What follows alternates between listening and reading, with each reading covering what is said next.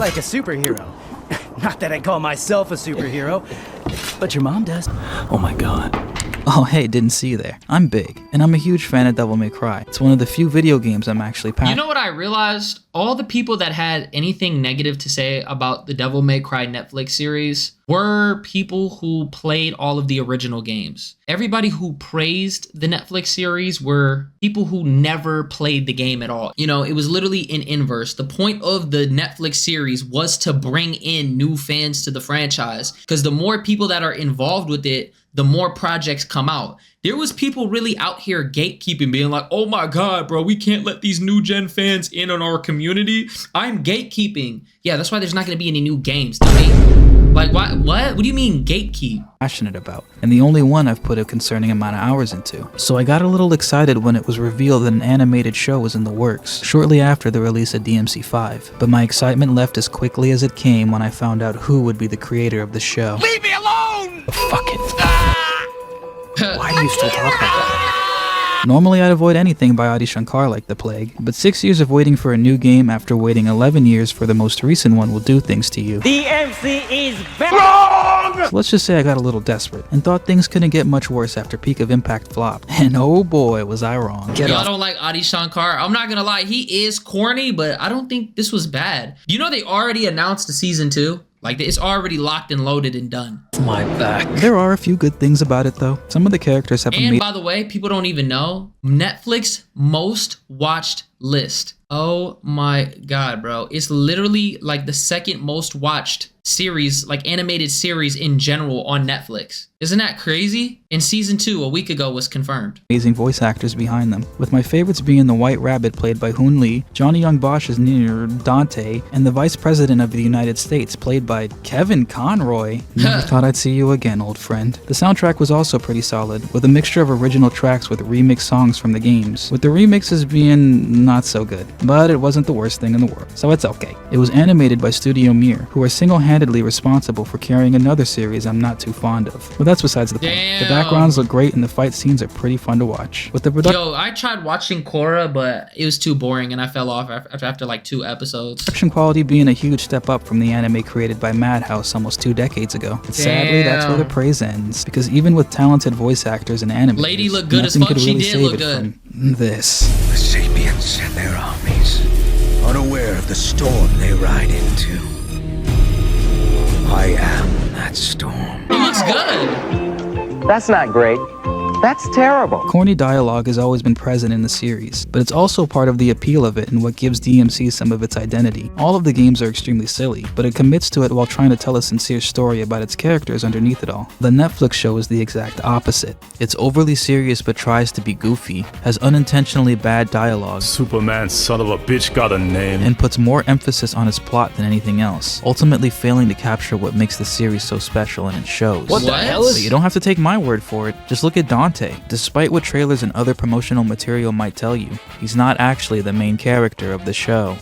Yeah, I don't think he And is, is always right? sidelined due to him getting hurt or kidnapped. Even though they spend the first 2 episodes hyping him up to be this unstoppable force, he struggles a lot and gets taken out by everyone later on. He's something else. The way he moved, the hits he took. I'd be dead now if it wasn't for him. You lie! You lie! They do try to remedy this by giving you his backstory early on, but it's rushed and only given to you through short flashbacks or expository dialogue. Dad not around. Mom and twin brother brutally murdered by demons. After watching your whole family die. But at least they got his personality down, right? The way this usually goes is I do that, then drop a killer one-liner. What are they gonna do? Form half a Captain Planet? Not that I call myself a superhero, but your mom does. I think that the people that played the game just couldn't imagine some of the scenes and seen it as corny due to the way that it sounded in the show. That's literally what I said earlier too. Is Dante in the room with us right now? Yeah, we all know Dante is cocky and says corny things, but it's never something as bad as a your mom joke or a pop culture reference, and it's usually said with confidence, which makes it more endearing and fun to watch. But the way he's portrayed in Bootleg Verse makes him feel more like MCU's Spider-Man than anything else. What? If someone was only part demon, if maybe their dad was possibly one, but their was like, hey, Andrews, and I just sort of flipped in, and I stole Cap's shield, and I was like... I know some people will say that this is a younger, less experienced version of him, and he'll change as the series goes on. But I don't like that. I've never been a fan of the idea that a character we know and love has to grow into themselves, and that we just have to sit around and wait for it. Isn't that how life is? You grow into yourself and become the person that you are. It sounds like he's cherry picking right now. While they're almost unrecognizable and don't have any of the character traits. Yeah, that's called character development. What? Isn't that the point? We love them for. You can still have them be who they are while showing that they're growing as a person throughout the story. There's a game that did this perfectly, but I just can't remember what it was. Don't worry guys, it's on the tip of my tongue, just give me a second. Just one more second and so if Dante's not the main character, then who is? Well, that title's shared between Lady and the White Rabbit, of course. Their stories are intertwined and they're given more screen time overall and even a full episode to show this. Even though the story focuses on them the most, their character arcs still fall flat due to pacing issues, since the show would rather focus on other things than what's interesting, like demon science fiction, the A-Team, they die, this guy, and Lady cursing every 5 seconds whenever she's on screen. Typical demon shit, motherfucker. This is evil as fuck. Yo, she that. stays Dumb cursing. Carrot munching motherfucker. They're really... Dude, what is that boom? What are you talking about this? It's the Vine boom, bro.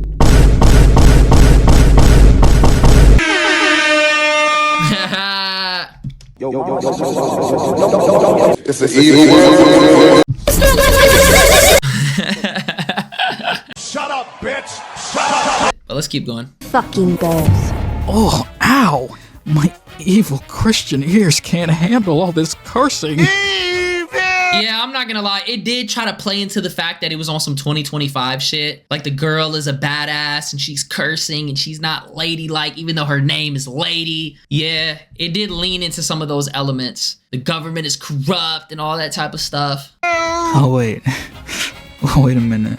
You thought the demons were the bad guys? No, silly goose. Clearly, they're just completely helpless and That was another thing, too, that I didn't really like. How they made the demons, like, demons are not supposed to be good. refugees hiding from Uncle Sam so they don't get killed for existing.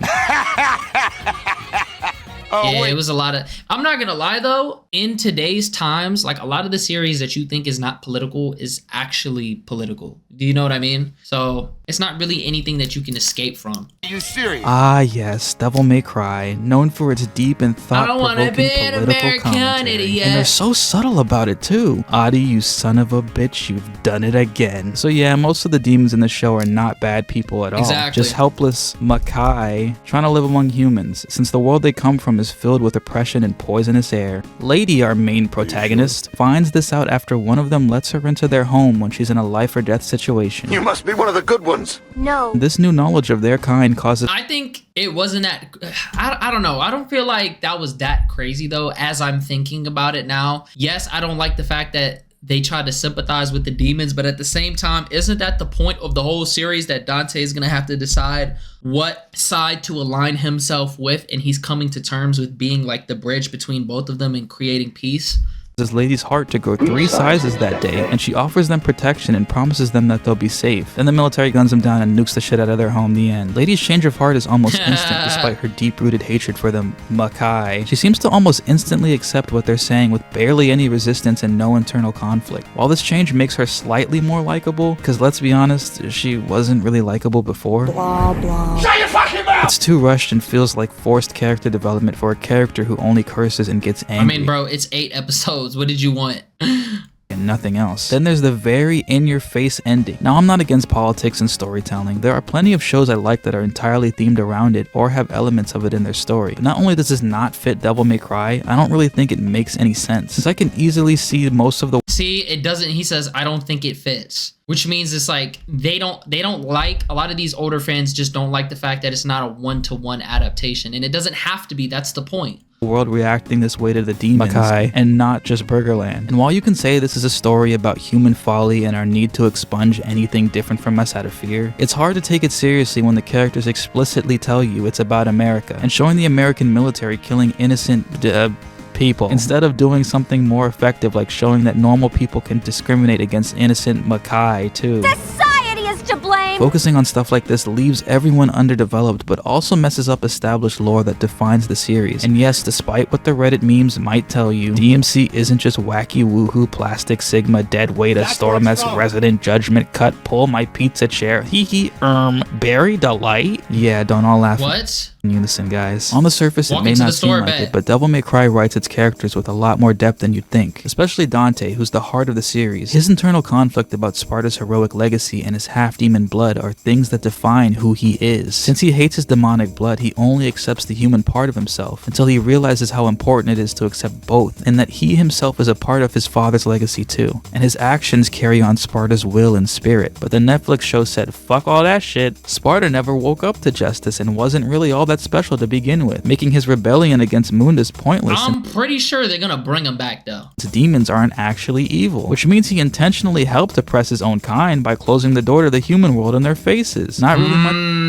I didn't think about it like that. much of a hero if you ask me, and apparently not much of a father either, since in the series Dante doesn't even know who Sparta is or that he's his son. Everyone else tries to tell him that he's half demon, but Dante, while kidnapped, doesn't believe it until the White Rabbit tells him about his father. And after a quick flashback, he fully accepts who he is, gaining a newfound respect for his daddy and a new understanding of himself with no proper build-up, setup, or internal conflict. I'm starting to notice a pattern here. Boy, you guys are not sucking me into the story at all. But Big, the show doesn't need to follow the established lore. It's a bootleg universe, and none of this is canon, so who cares if the story sucks? That's what the games are for. I don't mind other people telling non-canon stories, but if the writers fail to capture the heart and themes of the series and don't understand the characters they're adapting, then what they're adapting is only what we love in name and nothing else. And it's fine if you enjoy it, but if you say that it's above criticism because his dad married a baddie, of course he's not going back to Makai. That's the source material, then you're devaluing the thing you say you enjoy by saying there was never any point in its existence at all, and that even adaptations at their worst are all okay and don't have to be good. We've come a long way with video game adaptations, and they've only gotten better because people complained about how bad they were. Hell, it's the whole reason Adi Shankar wanted to make them in the first place. No disrespect to anyone that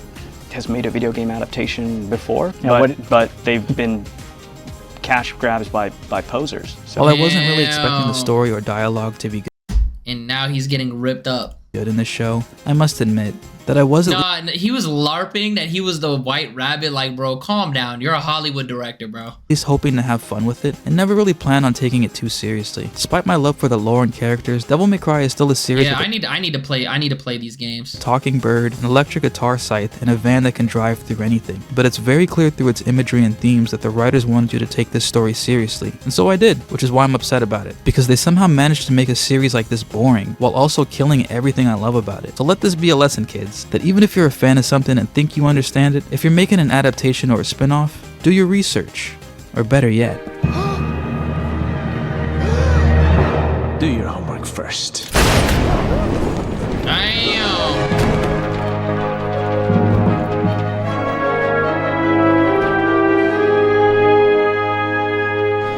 Do your homework first. And the rest is silence. Damn.